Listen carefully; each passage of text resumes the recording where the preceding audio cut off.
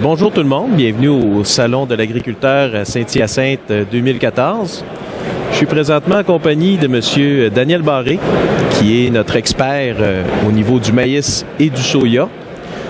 Donc, bienvenue bonjour, Daniel avec nous. Ça fait plaisir.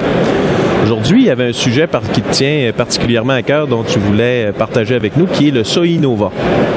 Oui. C'est Soinova. Qu'est-ce que c'est, ça, Soinova? Soinova, en fait, c'est soy pour soya. OK. I, c'est soleil levant en japonais. Okay. Nova, c'est pour Nova Grain. C'est notre compagnie avec laquelle on commercialise nos soya IP. Quand tu parles japonais, ça se destine au marché du Japon? Oui. Le Soinova, c'est le marché de soya IP. Okay. Ça veut dire non OGM. Okay. Ça veut dire non transgénique aussi. C'est des soyas qui ne sont pas tolérants au Roundup. Ces soyas-là sont principalement destinés pour faire du tofu au niveau du marché japonais. OK. C'est surtout les Japonais qui mangent ça, du tofu. Oui. On en voit un peu sur nos tablettes, mais c'est le gros marché, c'est pour l'export. Le gros marché, c'est asiatique. C'est leur aliment de base depuis plusieurs générations au niveau du Japon. Est-ce qu'il y a certaines variétés à regarder, à faire attention là-dedans? Soinova, c'est-tu un soya? C'est-tu plusieurs variétés? Dans la Soinova, on a 4 variétés présentement au niveau de notre gamme. Qu'est-ce qui est important au niveau du tofu pour le marché du IP? Le marché du IP, ça veut dire que c'est identité préservée. Donc, on a une traçabilité de la semence. IP, identité préservée. OK. De la semence jusqu'à l'utilisation finale. C'est important d'avoir un niveau de protéines élevé. Il faut que le bateau, quand ils reçoivent leur soya là-bas, il ait un minimum de 40 de protéines. Donc, nous autres, nos variétés, on a une variété de 2600 unités thermiques, c'est le Azuka. C'est le remplaçant d'une variété qu'on distribue encore, là, de Kofu. Azuka, c'est une variété qui sort au RGCQ, un indice de 109, donc excellente variété. Quand on parle d'un indice de 109, c'est comparant la moyenne étant à 100 c'est ça. Ça veut dire que cette variété-là a sorti 9 de plus que la moyenne. C'est la variété qui a le mieux sorti dans sa zone d'unité thermique au RGCQ, les tests au niveau du gouvernement provincial. Parfait. Là où toutes les variétés sont évaluées par... Les entreprises décident de les faire évaluer, mais toutes les entreprises peuvent évaluer la variété au niveau du RGCQ. Donc? Nos 4 variétés qu'on a, on a Azuka, 2600 unités thermiques, plus de protéines puis plus de rendement que Kofu. Kofu était la variété qui, dans les 3 dernières années, a sorti le meilleur au RGCQ avec un indice de 105, donc 5 de plus que la moyenne. On a la variété Kyoto, un 2650, une variété qui est très résistante au sclérotinia, dans les meilleurs au classement dans les résistances. Parce que la sclérotinia, c'est un grand défi pour les producteurs de soya. Oui, c'est une maladie qui arrive principalement quand on a de l'humidité. Et on sait que lors de la floraison, on a souvent des périodes d'humidité. Fait que quand il y a de la pluie, les champignons rentrent par la fleur qui sèche, puis ça, on a de la maladie, puis ça peut décimer le rendement de façon importante. Puis aussi la qualité, si on a une fève qui a plein de sclérotinia dessus, ça fait comme des genres de grottes de souris noires. C'est pas très appétissant. C'est pas recherché par les Japonais. C'est recherché dans le tofu, là. Puis la dernière variété, c'est Furio. C'est un 2700 unités thermiques. Variété qui combine à la fois au rendement, résistance aux sclérotinia, tenue, puis sorti des très bons indices, 105 dans les dernières années au RGCQ. Donc, on a 4 excellentes variétés. Oui. Dépendamment des unités thermiques, du secteur là, qui répondent très bien. Et il y a un marché déterminé pour ces types de soya. Maintenant, faire ce soya-là IP à identité préservée, les facteurs qui vont nous permettre de connaître le succès avec ça. Les facteurs de succès principaux, premièrement, le choix du site. Il faut que le producteur choisisse ses meilleures terres. Pourquoi choisir ses meilleures terres? C'est parce qu'il y a une prime pour les soya IP. Donc, si tu obtiens plus de rendement puis tu as une prime à 100 mais tu vas maximiser cette prime-là. Donc, le choix du sol est très important. Avoir un sol qui est bien drainé. Aussi, s'assurer qu'on a bien maîtrisé le contrôle des mauvaises herbes. parce que c'est un défi au niveau des soya IP, c'est qu'on ne peut pas appliquer du Roundup. Donc, il faut avoir un bon programme de désherbage. Puis aussi, il y a des mauvaises herbes qui sont aussi néfastes dans les Roundup que dans les soya IP. Exemple, la morelle. Quand tu parles de Roundup, pour les gens qui ne sont pas nécessairement initiés, on parle de certaines variétés qui sont résistantes à l'herbicide Roundup, là, la matière active. C'est un herbicide qui tue tout sur son passage. Donc, Monsanto a développé des variétés, entre autres le décalbe, des variétés Roundup Ready, donc qui résistent au Roundup. Fait que, il y a deux grandes catégories dans le soya. Les soya conventionnels, qu'on applique avec des herbicides conventionnels, puis des soya qui résistent au Roundup. Donc, on peut appliquer du Roundup dessus. Mais au Québec, on n'a pas à date, mais dans l'Ontario, des variétés de mauvaises herbes qui sont résistantes au Roundup. Donc, il faut s'assurer de faire une rotation. Puis les soya IP, ça peut être une bonne façon d'introduire ça dans la rotation. J'aimerais que tu continues de me parler un petit peu des facteurs de succès. Puis je voudrais qu'on revienne après sur la différence entre Roundup Ready, les résistants et... Fait qu'au niveau... Au niveau des facteurs de succès, c'est que le type de sol, fait qu'on choisit un sol fertile qui a un bon rendement. On s'assure aussi d'avoir bien contrôlé les mauvaises herbes, entre autres la morelle. Après ça, il faut s'assurer que notre programme d'herbicide, normalement... La morelle. Oui. À peu près la pire mauvaise herbe pour le soya. Qu'est-ce que ça amène comme impact, ça? La morelle, ça produit des petits baies mauve qui ressemble un petit peu à des petits bleuets. Mais c'est très gélatineux.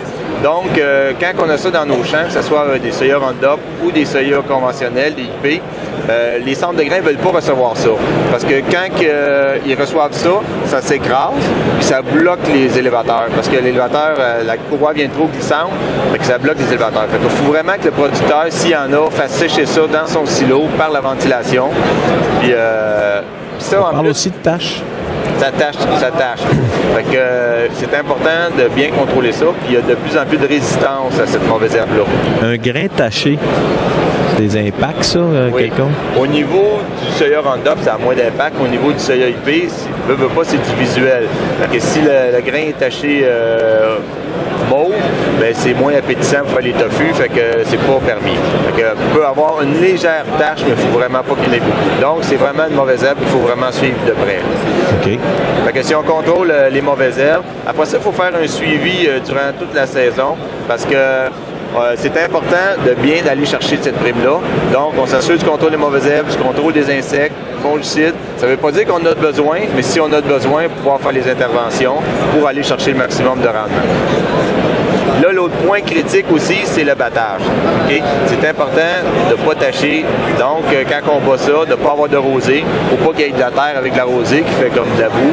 Ça va tacher les fèves. Fait que si on contrôle bien les mauvaises herbes, si on contrôle bien le battage, je veux dire, normalement, les facteurs de succès sont assurés.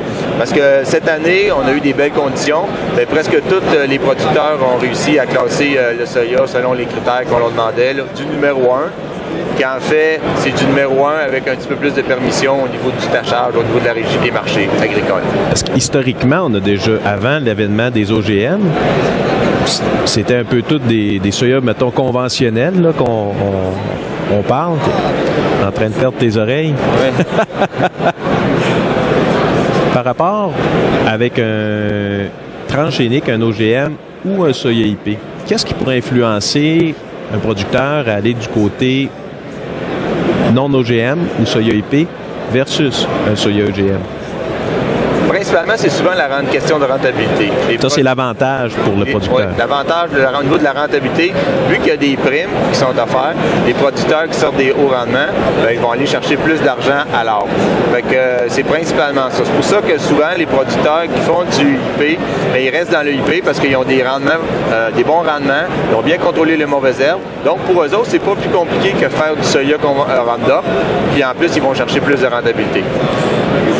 Parler de rendement, qu'est-ce que ça donne comme rendement un soya IP là, comparativement avec un soya Roundup Ready? Au niveau des rendements, c'est comparable. Okay? Les producteurs, si on calcule, on regarde la même zone d'unité thermique, on sortit des aussi bons rendements au niveau des soya IP que des soya Roundup. Juste un exemple, au niveau du RGCQ, moyenne 3 ans, okay? Les soya Roundup ont sorti légèrement supérieurs au niveau des soya IP. Mais si on prend la moyenne 2 ans, donc c'est les mêmes variétés, mais juste mis sur 2 ans, les soya IP ont sorti plus de rendement que les soya Roundup pour la catégorie 2500 unités thermiques à 2750.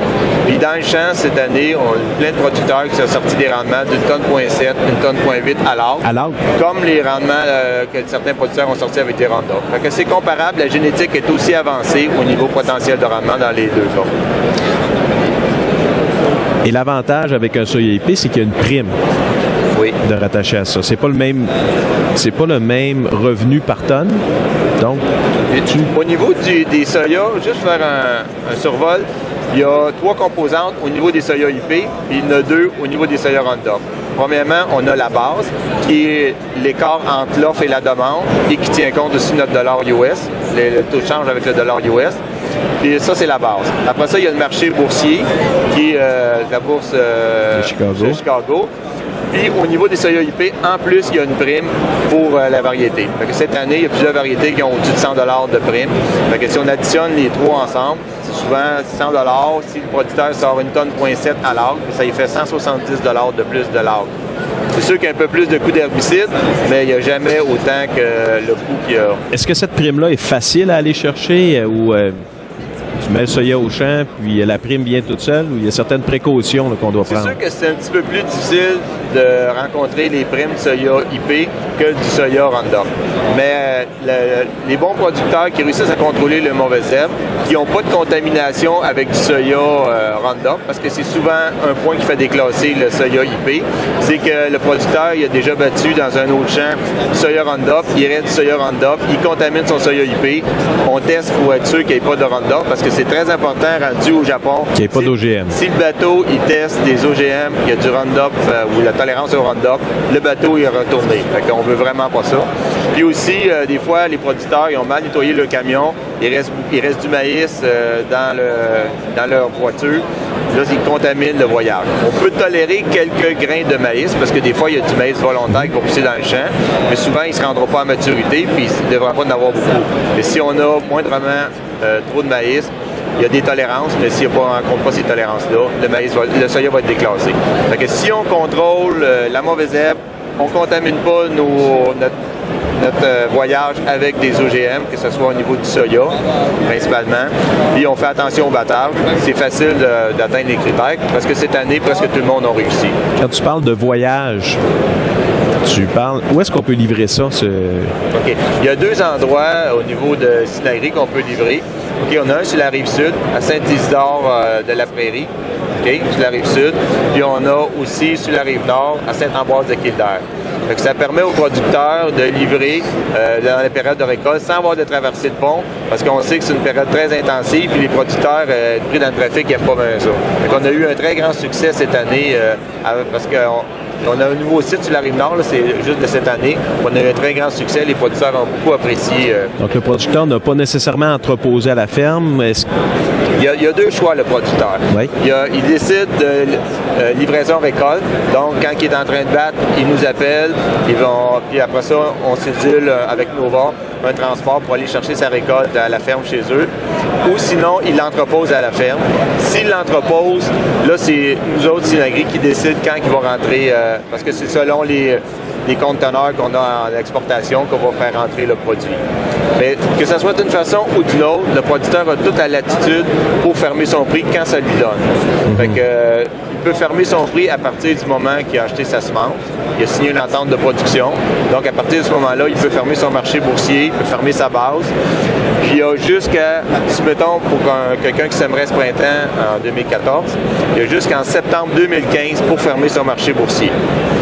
Fait que ça donne beaucoup de flexibilité, que ce soit livré à la récolte ou entreposé chez eux. Donc, si je résume un peu tout ça, il y a d'excellentes variétés de soya IP à préservation, à identité préservée dans la gamme Soinova. Le marché final est un marché japonais. Il y a une prime très intéressante à la tonne pour produire un soya non OGM de type Soinova. Il y a des précautions aussi pour être sûr de livrer un produit de qualité. Il y a des facilités de réception, d'entreposage. Donc, bien encadré, quelqu'un qui voudrait essayer du soya IP As-tu une recommandation, un conseil là, que tu donnerais là, à ceux qui seraient intéressés par ce type de marché? Bien, moi, je dis aux producteurs qui veulent essayer ça pour la première fois, utilisez ça dans vos meilleurs sols. Assurez-vous de bien contrôler vos mauvaises herbes. Puis, faites attention à la partie de récolte. Quand vous allez récolter, de récolter ça quand il n'y a pas de rosée. Puis, de se faire encadrer par un représentant comme Synagri, ça donne de très belles chances de maximiser justement la prime. Parce que si le producteur n'a pas sa prime, il a dépensé un peu plus d'argent, mais souvent il est un petit peu plus déçu. Fait que ça vaut la peine de bien se faire encadrer, puis les représentants Synagri sont capables de bien encadrer le producteur. Est-ce qu'il y avait d'autres choses où je pense qu'on fait le tour pas mal de... Oui, ça fait un bon survol là, au niveau de la production. On a une très bonne variété, fait que les producteurs n'ont rien qu'à essayer nos variétés. Daniel, merci. Un plaisir.